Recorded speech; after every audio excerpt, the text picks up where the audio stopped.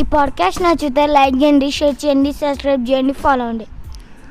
రేయాంష్, దురాశ అంటే తెలుసా నీకు? దురాశ అంటే సాడ్ కాదు నాన్న, అది దుఃఖము. దుఃఖం అంటే సాడ్. దురాశ అంటే మనకు చెడ్డ కోరిక అన్నట్టు. అంటే ఇది నాకు కావాలి అనేటువంటి స్వార్థము. ఓకే, దురాశ ఇవన్నీ ఒకటే రకం అన్నట్టు. ఓకేనా? అయితే కథలోకి వెళ్దాం. గట్టయ్య అనే ఒక 50 సంవత్సరాలు ఉన్న ఒక రైతు, తనకు 2 ఎకరాల పొలం ఉంది అట. పొలంలో ఏం చేస్తాం మనం? పంట పండిస్తాం, ఫార్మింగ్ చేస్తాం అన్నట్టు. కూర్చొని చలికాలం వచ్చేసింది, ఈసారి పొలంలో కూరగాయలు వేయాలి అని అనుకున్నాడు. అనుకున్న వెంటనే పొలాన్ని చక్కగా దున్నాడు. తర్వాత పొలం మొత్తం గొట్టపు బావిలోని నీటితో తడిపాడు. నేలంతా తడిచాక రకరకాల కూరగాయల విత్తనాలు తెచ్చి వేశాడు. కొద్ది రోజులకే విత్తనాలన్నీ మొలకెత్తాయి. వాటి వైపే చూస్తూ 2 నెలల పాటు వీటిని చంటి పిల్లల్లా చూసుకోవాలి అనుకుంటూ మెల్లిగా వాటిని నిమిరాడు. కొద్ది రోజులకు మొక్కలన్నీ బాగా పెరిగాయి. వాటిలోని బీర, సొరకాయ, దొండకాయ లాంటి తీగలకు ఆ పక్కనే గుమ్మడికాయ, పాదు, మునగ చెట్లు కూడా ఉన్నాయట. గట్టయ్య వాటిని కంటికి రెప్పలా కాపాడుతూ అవసరమైనప్పుడు నీళ్లు, ఎరువు అందిస్తూ వచ్చాడు. మొక్కలు చాలా బాగా పెరగడం చూసి గట్టయ్య సంతోషించాడు. రోజు చీకటి పడగానే కూరగాయలు మాట్లాడుకునేవట. మనం ఇక్కడ కొద్ది రోజుల పాటే కలిసి ఉంటాం కాబట్టి గొడవ పడకుండా సంతోషంగా ఉందాం అంది సొరకాయ. ఆ మాటలకు కాకరకాయ, బీరకాయ, మునగ 3 ఒకేసారి అవును, అందరం కలిసిమెలిసి ఉండాలి అన్నాయి. గట్టయ్య ఒకరోజు పొలం వైపు రాకపోయినా వాటికి బాధ కలిగేది. ఏంటో ఈరోజు గట్టయ్య రాలేదు అని మునగ అంటే, తన కష్టం చూస్తే జాలేస్తుంది అని సొరకాయ అంది. అందుకే మనం బాగా పెరిగి అతనికి లాభం వచ్చేలా చేయాలి అని చెప్పింది కాకరకాయ. అవునంటూ తల ఊపాయి మిగిలినవి. గుమ్మడి పాదులోని ఒక కాయ అన్నిటికంటే బలంగా ఉంది. దానికి దురాశ. భూమిలోని సారమంతా ఆబగా తనొక్కతే పీల్చుకునేది. అంటే ఆ భూమిలో ఉండేటువంటి మినరల్స్ అన్నీ తనకే కావాలి అని అనుకునేదట.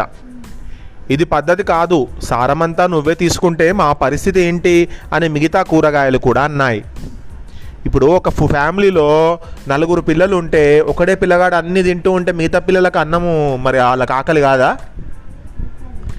అట్లానే ఇక్కడ కూడా ఒకటే కాయ తీసుకుంటుంటే వాటి పరిస్థితి ఏంటి అని అడిగినాయట. అయితే అది ఎవరి మాటను పట్టించుకోలేదు. పైగా మీకు పెరగడం చేతకాక ఇలా మాట్లాడుతున్నారు. గట్టయ్య నన్ను చూసి ఎంతో గర్వపడతాడు, అంతేకాదు నన్ను 10 మందికి చూపుతాడు అంటూ వాటిని గేలి చేసింది కూడా. ఆ గుమ్మడికాయ వల్ల చుట్టుపక్కల కూరగాయల్లో ఎదుగుదల ఆగిపోయింది. ఒకరోజు గట్టయ్య ఆ గుమ్మడికాయను చూశాడు. దాన్ని పట్టుకొని బరువు చూశాడు. చుట్టూ ఉన్న కూరగాయలను కూడా పరిశీలించి, ఓహో, ఇవి పెరగపోవడానికి కారణము ఈ గుమ్మడికాయ అన్నమాట. ఈ ఎరువంతా ఇదొక్కటే తీసుకుంటుంది అనుకొని క్షణం ఆలస్యం చేయకుండా దాన్ని పీకి నెత్తిన పెట్టుకున్నాడు. గుమ్మడికాయ అనుకుంది, నా దురాశ వల్లనే నాకు ఈ దుస్థితి కలిగింది అని మనసులో అనుకుంటూ కుమిలిపోయింది. గుమ్మడికాయ మిగతా వాటికి జాలేసింది. మనం ఎంత చెప్పినా అది వినలేదు అంటూ సొరకాయ మిగతా వాటితో గుసగుసలాడింది. అవును, విని ఉంటే మనతో పాటు ఇంకొంతకాలం ఇక్కడే సంతోషంగా ఉండేది అని విచారంగా చెప్పింది బీరకాయ. గట్టయ్య గుమ్మడికాయను ఇంటికి తీసుకొని వెళ్ళగానే ఆయన భార్య దాన్ని నేలకేసి కొట్టి కొంత భాగం కూర చేసింది. మిగిలిన ముక్కల్ని చుట్టుపక్కల వారికి పంచిపెట్టింది. దాంతో గుమ్మడికాయ జీవితం ముగిసిపోయింది. గుమ్మడికాయ వెళ్ళిపోయాక మిగిలిన కూరగాయలు కూడా మంచిగా పెరిగాయి.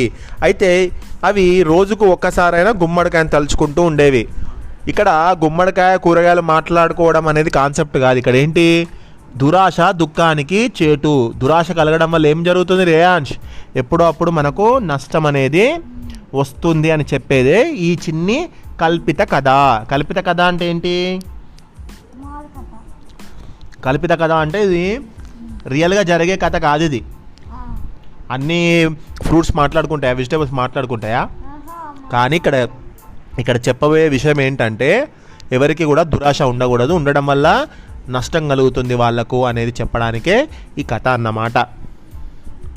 ఇంతటి చక్కటి కథ రాసిన వారు హర్షిత గారు.